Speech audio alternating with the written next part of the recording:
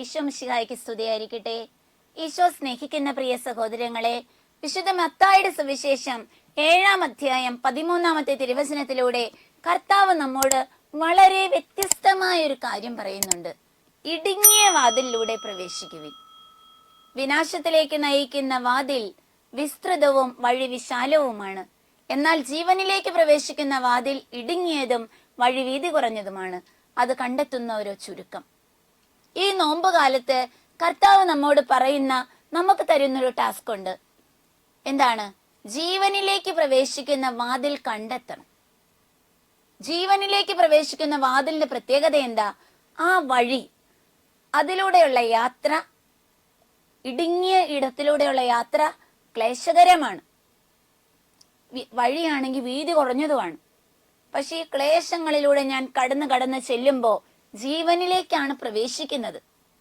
അതേസമയം നാം കാണുന്നുണ്ട്, വിനാശത്തിലേക്കാണ് നാം പോകുന്നതെങ്കിലോ നടക്കുന്ന വഴിയിൽ ഒരാളും നമ്മളെ ഡിസ്റ്റർബ് ചെയ്യാനില്ല. വളരെ വിശാലമായ വഴി, ഇഷ്ടം പോലെ ആഘോഷങ്ങളും ആർഭാടങ്ങളും ഈ ലോകത്തിൻ്റെതായ സകല സന്തോഷങ്ങളും നിറഞ്ഞു നിൽക്കുന്ന ഒരിടം. ഇത് പറയുമ്പോൾ ഞാൻ ഓർക്കുകയാണ്, വിശുദ്ധ ഫൗസ്റ്റീനായുടെ ഡയറിയിൽ എഴുതി വെച്ചിരിക്കുന്ന ഒരു കാര്യം. ഫൗസ്റ്റീന 2 വഴികൾ കാണുന്നുണ്ട്. ഒരു വഴിയിൽ നിറയെ സന്തോഷം നിറഞ്ഞൊരു സ്ഥലം. ആളുകൾ അവിടെ പലതരത്തിലുള്ള ആഘോഷങ്ങളിൽ ഏർപ്പെടുന്നു, തുള്ളിച്ചാടി രസിച്ച് ഫോണും മറ്റു മാധ്യമങ്ങളുടെ ഉപയോഗങ്ങളും അങ്ങനെ പലതരത്തില് അവരിങ്ങനെ നീങ്ങുകയാണ്. ഈ ലോകത്തിൻ്റെതായ വഴിയില് സന്തോഷത്തോടെ പോയി അവസാനം ഈ മനുഷ്യര് ഒരു അഗാധ ഗർത്തത്തിൽ ചെന്ന് വീഴുകയാണ്.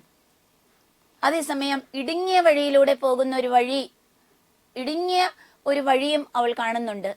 ആ വിശുദ്ധ കാണുന്ന ഒരു കാഴ്ച എന്ന് പറഞ്ഞാല്, ക്ലേശങ്ങൾ നിറഞ്ഞ, കല്ലുകളും മുള്ളുകളും നിറഞ്ഞ വഴിയിലൂടെ സഞ്ചരിക്കുന്ന ഒരു പറ്റം ജനം. അവരുടെ മുഖത്ത് പ്രശാന്തതയുണ്ട്. അവർ ദൈവചിന്തയോടുകൂടിയാണ് വ്യാപരിക്കുന്നത്. സംതൃപ്തരാണ് അവര് പോയി അവർ ചെന്നെത്തുന്നത് സ്വർഗത്തിലേക്ക്. ഇന്ന് തമ്പുരാൻ നമ്മളോട് പറയുന്ന ഒരു കാര്യമുണ്ട്. എൻ്റെ കുഞ്ഞെ, സ്വർഗത്തിൽ എത്തണോ വേണ്ടേ എന്നുള്ള തീരുമാനം നിന്റെ കയ്യിലാണ് ഇരിക്കുന്നത്. ഇന്നത്തെ നിന്റെ തിരഞ്ഞെടുപ്പ് അനുസരിച്ചിരിക്കും നാളെ നീ മരിക്കുമ്പോൾ സ്വർഗത്തിലേക്കുള്ള നിന്റെ പ്രവേശനവും. ഇന്ന് ഞാൻ നടന്നുകൊണ്ടിരിക്കുന്നത് ഈ ലോകത്തിന്റെ വഴിയിലാണോ അതോ സ്വർഗത്തിന്റെ വഴിയിലാണോ?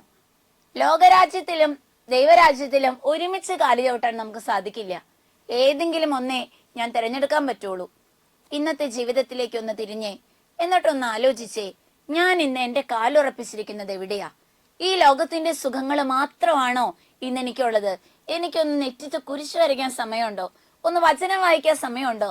കൊന്ത ചെല്ലാൻ, കുടുംബ പ്രാർത്ഥനയ്ക്ക് അണയാൻ, പരിശുദ്ധ കുർബാനയ്ക്ക് പോകാൻ, അനുരഞ്ജന ശുശ്രൂഷ സ്വീകരിക്കാൻ, മറ്റു ഭക്തസംഘടനകളുമായിട്ടൊക്കെ ഒന്ന് ചേർന്ന് നിൽക്കാൻ, സഭയെ പടുത്തുയർത്താൻ, വചനം പ്രഘോഷിക്കാനൊക്കെ ടൈമുണ്ടോ?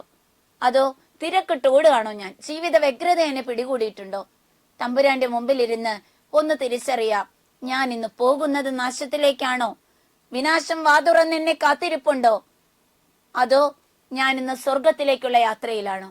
എന്തെങ്കിലുമൊക്കെ പിഴവുകൾ പറ്റിയെങ്കിൽ നമുക്ക് തിരുത്താം, ഒന്ന് വഴിമാറി ചവിട്ടാം. കർത്താവ് നമ്മെ അനുഗ്രഹിക്കട്ടെ.